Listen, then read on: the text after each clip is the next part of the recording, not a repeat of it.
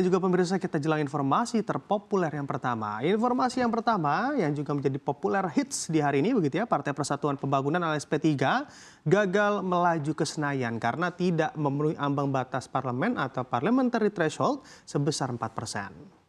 Berdasarkan data KPU, P3 hanya memperoleh 5.878.777 suara atau 3,873% pada pemilihan umum 2024. Angka tersebut masih berada di bawah ambang batas parlemen sebesar 4%. Sementara dari 18 parpol nasional, 8 diantaranya sudah mencapai ambang batas. Tidak lolosnya P3 ke Senayan menjadi ironi bagi partai berlambang Ka'bah tersebut. Sebab jika disandingkan dengan partai-partai lain, P3 sudah jauh lebih lama berkecimpung di dunia politik Indonesia. Dan kegagalan ini menjadi kegagalan pertama bagi P3 untuk melaju ke parlemen. Selanjutnya, Ketua DPP P3 Ahmad Baidowi menyebut partainya tengah menyiapkan langkah menyikapi hasil pemilu 2024. Salah satunya dengan menempuh jalur konstitusi melalui gugatan ke Mahkamah Konstitusi.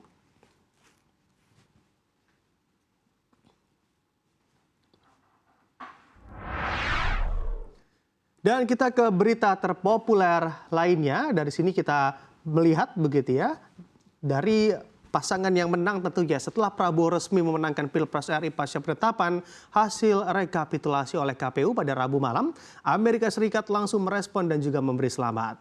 Seperti yang diketahui, berdasarkan penetapan KPU kemarin malam, Prabowo dan juga Gibran memperoleh 58,59% suara. Sementara pasangan Anies Baswedan dan juga Muhaimin Iskandar memperoleh 24,95%, sedangkan Ganjar Pranowo dan juga Mahfud MD mengumpulkan 16,47%.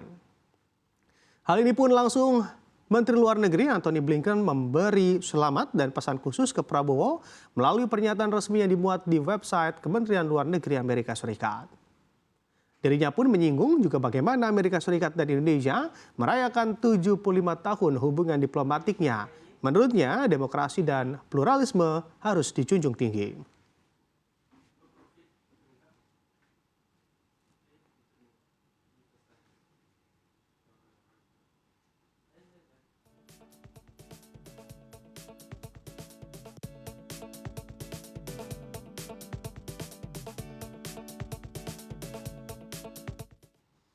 Dan kita kembali ke informasi terpopuler lainnya dari domestik. Gojek akhirnya angkat suara dan juga menanggapi imbauan Kementerian Ketenagakerjaan terkait pemberian tunjangan Hari Raya atau THR kepada driver ojek online.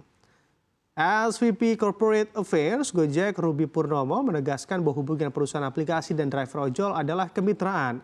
Dirinya mengatakan driver ojol tidak termasuk dalam bentuk hubungan kerja seperti perjanjian kerja dengan waktu tertentu atau PKWT atau PKWTT dan juga hubungan kerja lainnya.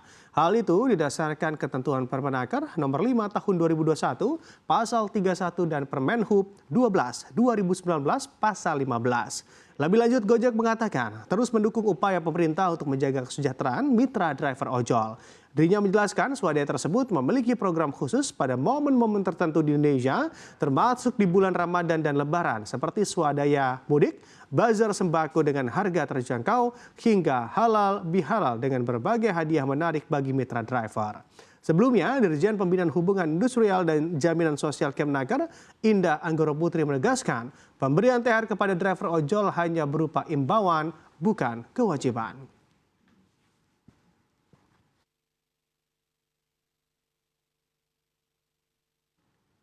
Kita beralih ke informasi terpopuler dari mancanegara, tepatnya dari negara Selandia Baru yang kini masuk ke jurang resesi. Badan pemerintah setempat melaporkan catatan ekonomi negeri tersebut yang terus-menerus menyusut berturut-turut.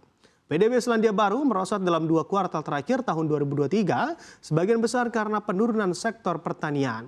Di kuartal keempat 2023, Selandia Baru mencatat PDB 0,1% setelah sebelumnya PDB tercatat 0,3% di kuartal 3 2023. Dan ini mengindikasikan negara tersebut memasuki resesi teknis. Resesi umumnya didefinisikan sebagai 2 kuartal berturut-turut di mana perekonomian berkontraksi. Perdagangan grosir adalah faktor pendorong penurunan terbesar pada kuartal ini yang disebabkan oleh penurunan penjualan grosir bahan makanan dan minuman keras dan juga grosir mesin dan peralatan. Hasil di tingkat industri beragam, di mana 8 dari 16 industri meningkat, didorong oleh persewaan perekrutan dan jasa real estate.